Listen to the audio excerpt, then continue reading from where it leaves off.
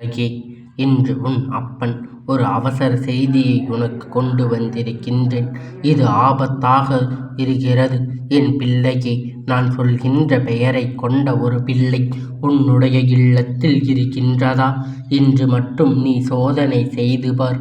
அப்படி நான் சொல்கின்ற பெயரைக் கொண்ட ஒரு பிள்ளை உன் இல்லத்தில் இருக்கிறது என்றால் நிச்சயமாக அங்கு ஆபத்து இருக்கிறது என்பதனை நீ தெரிந்து கொள்ளலாம். உன்னிடத்தில் இப்பொழுது கொண்டு வந்து சேர்ப்பதில் ஏதாவது ஒரு காரியம் உன் வாழ்க்கையில் உனக்கு எதிராக நடக்கும் பொழுது ஏதாவது ஒரு விஷயம் அல்லது என் பிள்ளையே, இதையெல்லாம் நீ என்னவென்று சர்வ நிச்சயமாக தெரிந்து கொள்ள வேண்டும். உன்னோடு நான் இருக்கின்ற இந்த நேரம், உன்னோடு நான் பயணிக்கின்ற இந்த தருணமும் எப்பொழுதும் கனவிலும் நினைத்த முடியாத அளவிற்கு பல நன்மைகளை உனக்கு நிச்சயமாக கொடுத்து கொண்டே இருக்கும் என்பதனை நீ புரிந்து கொள்ள வேண்டும். உன்னோடு என்றென்றும் நான் இருக்கின்றேன். உனக்காக எந்த நேரத்திலும் நான் உன்னோடு இருந்து பயணம் செய்கின்றேன். உனது அப்பன் ஒரு விஷயத்தை உன் முன்னால் கொண்டு வந்து நிறுத்துகின்ற ஆழமாக இப்பொழுது ஒரு உண்மையை சொல்கின்றேன். என் பிள்ளையே, நீ என்னவென்று நிச்சயமாக அதனை தெரிந்து கொள்ள வேண்டும்.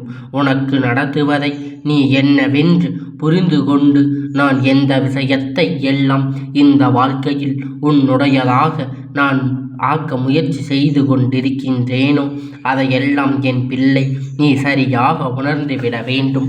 அதையெல்லாம் என் பிள்ளை நீ சரியாக பெற்றுக்கொள்ள வேண்டும். மறந்து விட்டாய் என் பிள்ளை, இதையெல்லாம் கடந்துதான் நீ உன்னை நீயே குறைவாக எடை போடாதே. சிலர் உன்னிடத்தில் ஏதாவது விஷயங்களை பேசும் பொழுது என் குழந்தை, என் தங்கமி, இது போன்றெல்லாம் மனமுடைந்து போகாமல் உன்னை சுற்றி நடக்கின்ற விஷயங்களை எல்லாம் என்னவென்று தெரிந்து கொண்டு எப்பொழுதும் சரியாக இருந்து விட்டால் போதும். உனக்கு நல்லது நடப்பதை உன்னால் புரிந்து கொள்ள முடியும். சுற்றி வருகின்ற பிரச்சனைகளுக்குள் எப்பொழுதுமே சிக்கி தவித்ததாக உணராது. இது நமக்கு கிடைத்த ஒரு சவால்தான். இதிலிருந்து நம் வெற்றி பெற்று வர வேண்டும் என்பதனை மட்டுமே என் பிள்ளை நீ சந்தித்து எப்பொழுதும் எல்லாவற்றையும் நல்லபடியாக யோசித்து எல்லா விஷயங்களையும் சிந்தித்து விட்டால் போதும். வேறு எதையை பற்றியும் நீ யோசிக்க வேண்டிய அவசியம் இல்லை.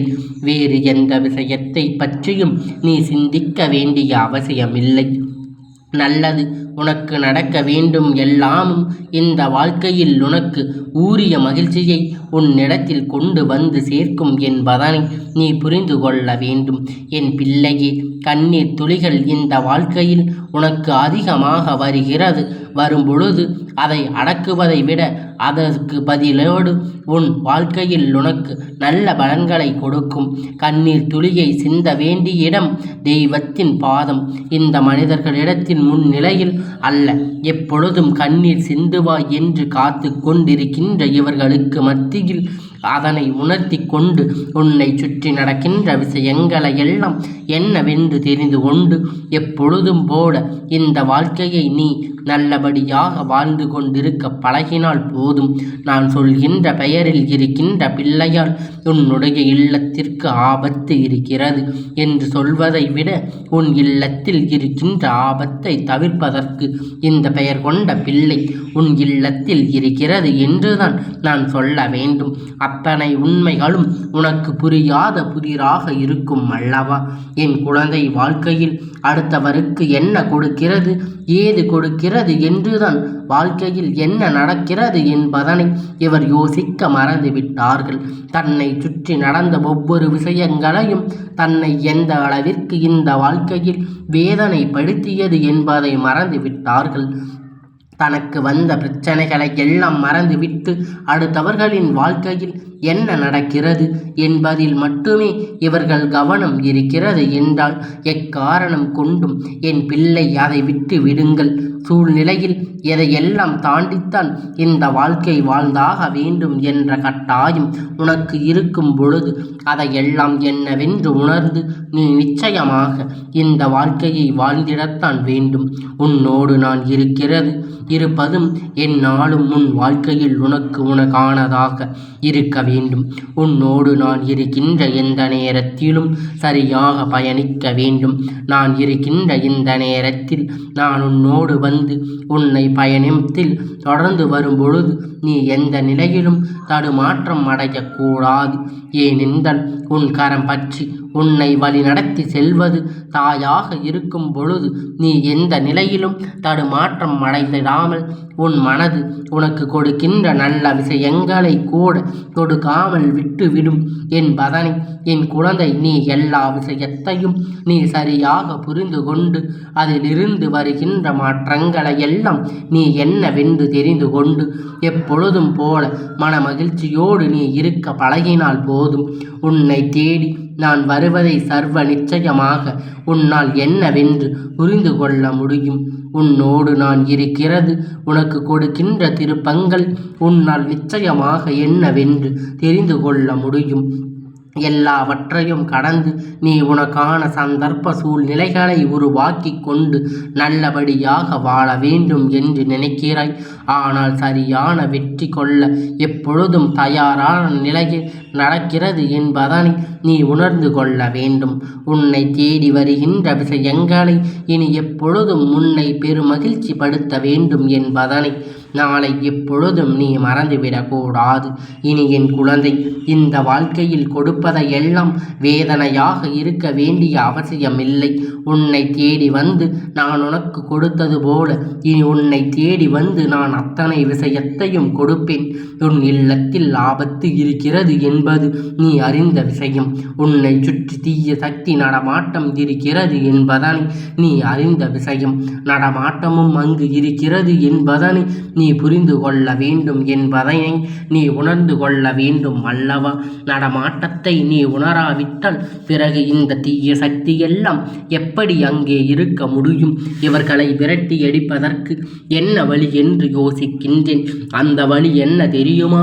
அவர்களால் தான் இதை தீர்க்க முடியும் என்று பொழுது ஒரு சில இன்னொருவரை அழிக்க பிறந்தவராக இருப்பார்கள்.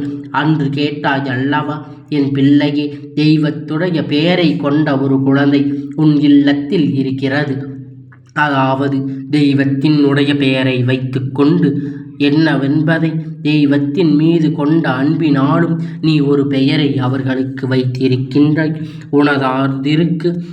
உதாரணத்திற்கு உனக்கு சொல்ல வேண்டும் என்றால் லட்சுமி என்ற நீ வேலன் என்று, சரஸ்வதி என்றோ, குமரன் என்றோ, முருகன் என்றோ, கந்தன் என்றோ, ஈஸ்வரன் என்றோ தெய்வமுடைய பெயர்களை பல இருக்கிறது. இவகை போல ஏதேனும் ஒன்றை நீ சூட்டி இருக்கின்றாய்.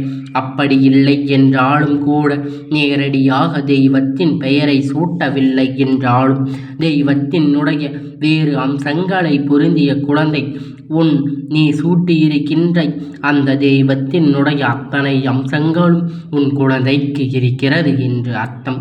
அந்த குழந்தை அந்த தீய சக்திகளை எல்லாம் விரட்டி அடிக்கும் என்று அர்த்தம். இப்பொழுது என் குழந்தையே, இதை உணர்ந்து உன்னை சுற்றி வருவது என்னவென்று தெரிந்து அதற்கேற்றது போல நீயும் உன் தெய்வத்தினுடைய நடமாட்டத்தை அதிகரிக்க செய்ய வேண்டும். எப்பொழுதும் போல இல்லத்தின் சண்டைகளும் சச்சரவும் இல்லாமல் நல்லபடியாக நீ தெய்வத்தை வணங்கினால் தெய்வம் நடமாட்டம் இல்லத்தில் இருப்பதை உன்னால் உணர முடியும். ஒரு சில பிரச்சனை உன் இல்லத்தில் இருக்கின்றது. இந்த குழந்தையின் மூலமாக நிச்சயமாக தீர்த்துவிடு. இவர்களுக்குள் இருக்கின்ற சக்தியினால் அவர்கள் இது போன்ற விஷயங்களை எல்லாம் விரட்டி அடித்து விடுவார்கள் என்பதுதான் உண்மை. இனி நடப்பது எல்லாம் உன்னுடைய நல்லதுக்கு தான். இந்த பெயர் கொண்ட பிள்ளை உன் இல்லத்தில் இருக்கின்ற ஆபத்தை அழிக்க பிறந்திருக்கிறது.